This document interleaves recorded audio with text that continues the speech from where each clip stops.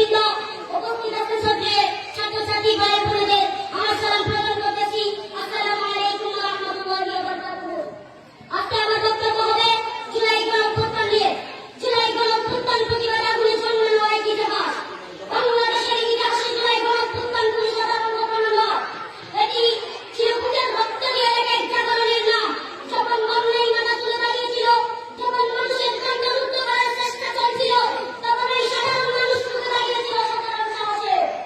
রাজপথে নেমে এসেছিল ছাত্র ছাত্রী, শ্রমিক, কৃষক, হাতে কোনো অস্ত্র নয়, শুধু ছিল রক্ত আর শুধু ছিল মুক্তির স্বপ্ন। সেই জুলাইয়ের দিনগুলো তোমার রক্তে বেঁচেছিল, মানুষের সমাজে বাতাস হয়ে উঠেছিল প্রতিবাদ।